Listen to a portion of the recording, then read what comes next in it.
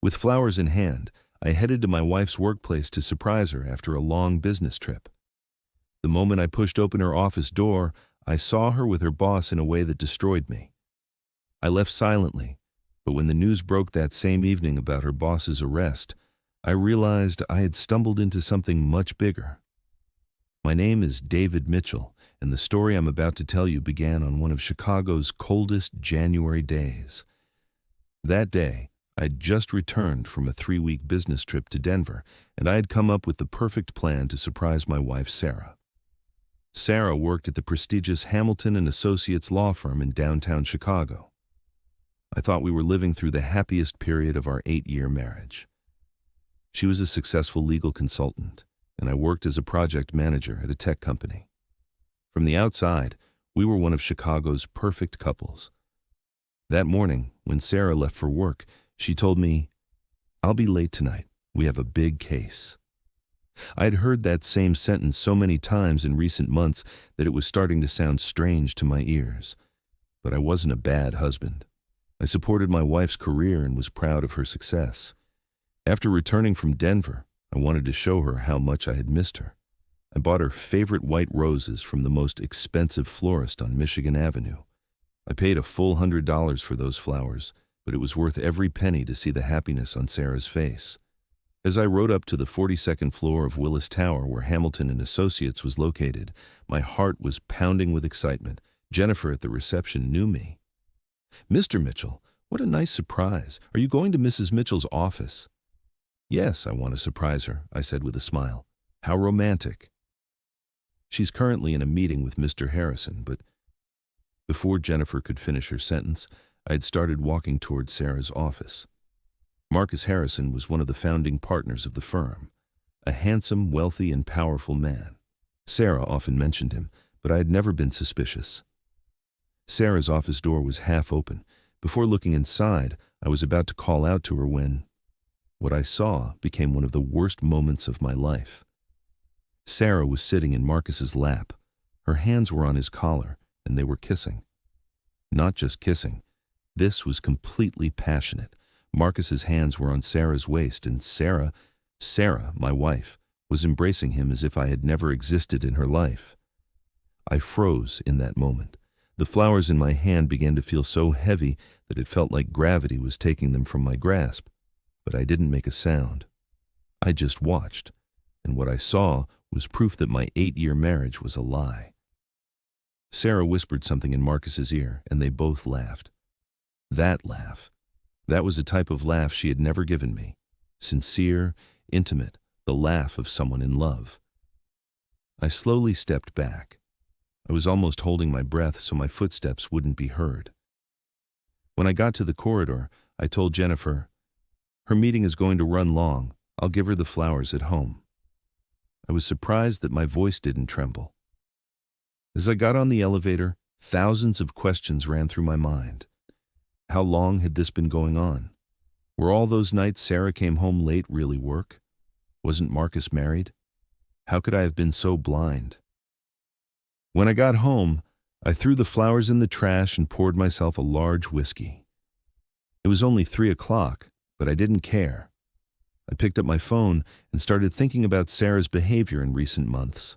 Late nights, phone conversations, sudden business trips. Everything now took on a different meaning. Worst of all, last month when Sarah cried saying, "I'm working on an important case with Marcus," it's very stressful. While I was trying to comfort her, was she crying because she was having an affair with another man? At 9 p.m., Sarah came home. She looked tired as usual. "Hey, baby, how was your day?" she said, kissing me on the cheek. "Good," I said. "How are you?" "How did your case go?" "Very tiring. Marcus and I worked for hours. Now I just want to come home and rest." She was lying. She was looking into my eyes and lying. She was hiding from her husband of 8 years that she had been kissing another man that afternoon. "Did something happen, David?" "You look strange." "No, I'm just tired," I said. "I just got back from Denver, still have jet lag." That night I couldn't sleep.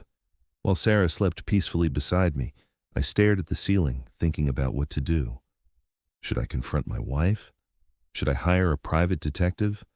Or was there an explanation for what I had seen? The next morning, as Sarah was leaving for work, she said, "I'll be late tonight too. We have a big presentation." Now every word sounded like a lie to my ears. I went to work too, but I couldn't concentrate. During my lunch break, I started examining the Hamilton and Associates website. I read Marcus Harrison's biography. 45 years old, Harvard graduate, founder of one of Chicago's most prestigious law firms. When I looked at his photo, my stomach turned. This man was taking my wife away from me. At 4 p.m., a news notification appeared on my phone from the Chicago Tribune. The headline was shocking.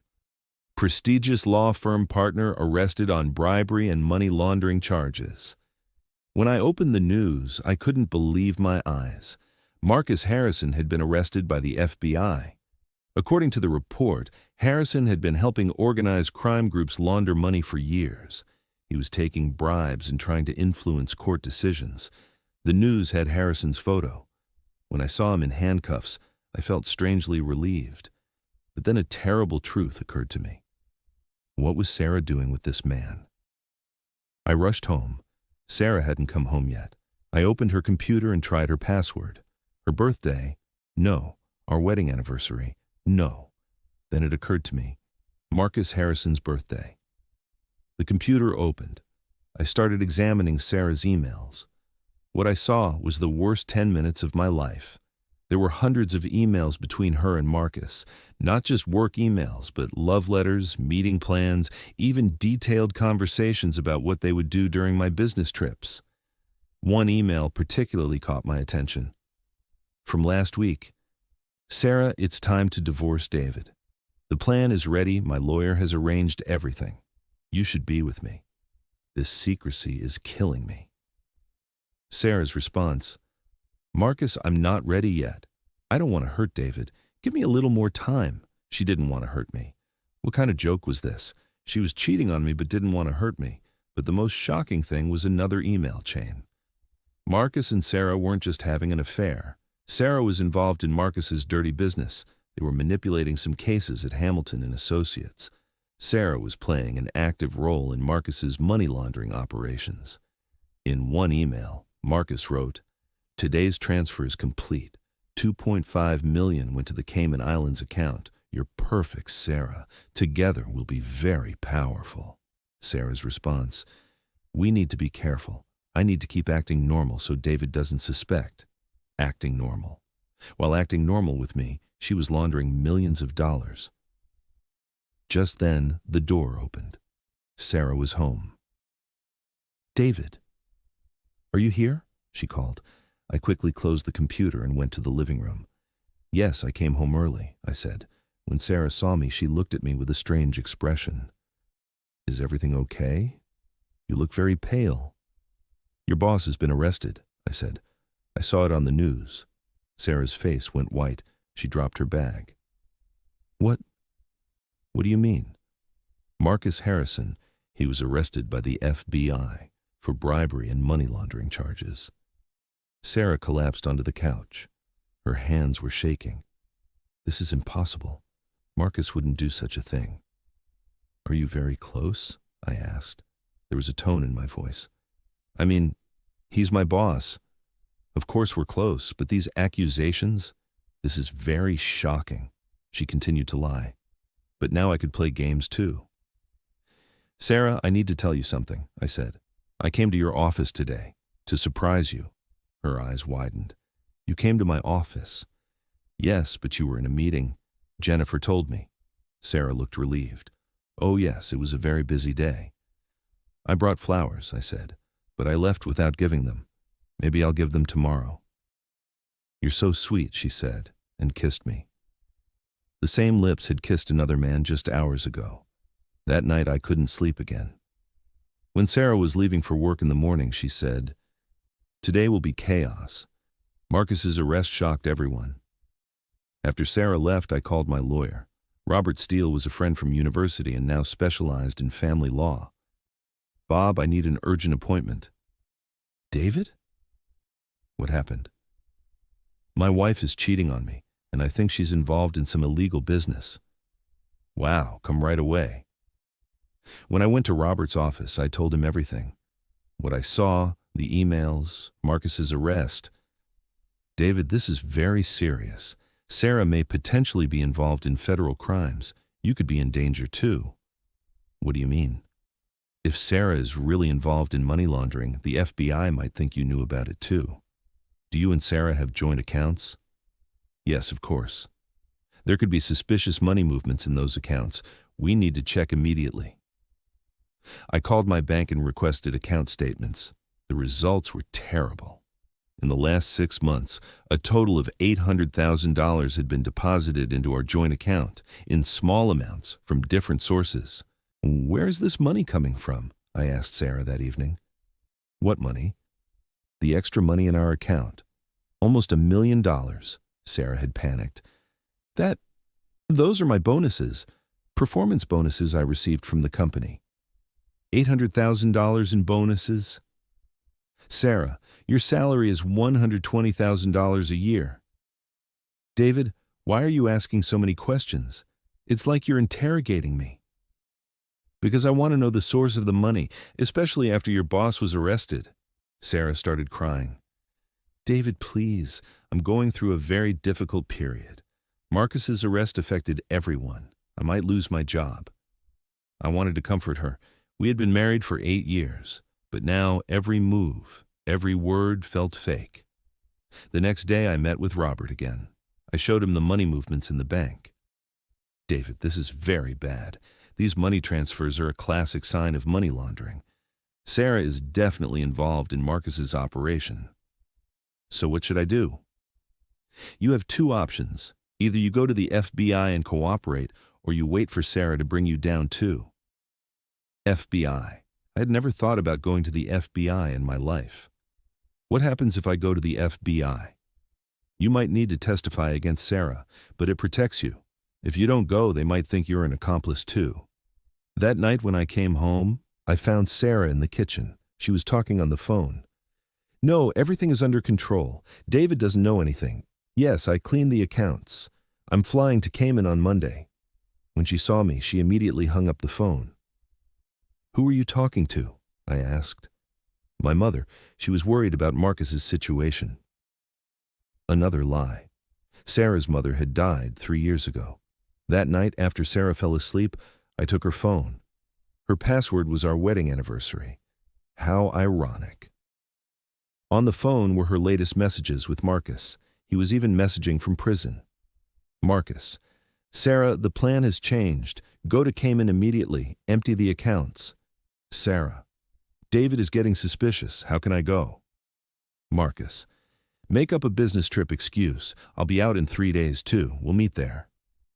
Sarah. What if David comes? Marcus. David is not a problem. If necessary. The message is cut off here. What did "if necessary" mean? The next morning, Sarah said, I have an urgent business trip. I'm going to Miami. When will you be back? Maybe a week, maybe longer. Sarah, isn't such an urgent business trip strange after Marcus was arrested? David, please, I'm stressed enough already. While Sarah was packing her bag, I made my decision too. I would go to the FBI. After Sarah went to the airport, I called the FBI's Chicago office. I want to speak with Agent Lisa Chang. I have information about the Marcus Harrison case. 2 hours later, I was at the FBI building. Agent Chang was a woman in her 40s with intelligent eyes. Mr. Mitchell, tell us what you know. I told her everything. Sarah's relationship with Marcus, her involvement in money laundering, the accounts in the Cayman Islands. Do you know where your wife is right now? She said she was going to Miami, but I think she's going to the Cayman Islands. Agent Chang and her team started working quickly. They checked Sarah's flight records. Sarah had indeed flown to the Cayman Islands. Mr. Mitchell, your wife has committed serious federal crimes, but your cooperation could save her too. How?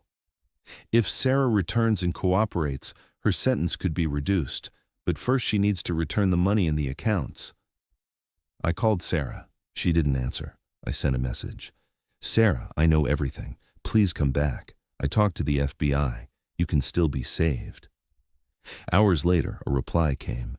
David, I love you, but I can't come back. Marcus was right. You wouldn't understand. We deserve this money. This was our last conversation. 2 days later, Sarah was arrested in the Cayman Islands. Her role in Marcus's money laundering network was completely exposed. She was caught trying to transfer $15 million to offshore accounts. Divorce proceedings began while the FBI investigation continued. Sarah received an 8-year prison sentence. Marcus got 15 years. Today, 2 years later, I'm rebuilding my life. I moved from Chicago and found a new job in Portland.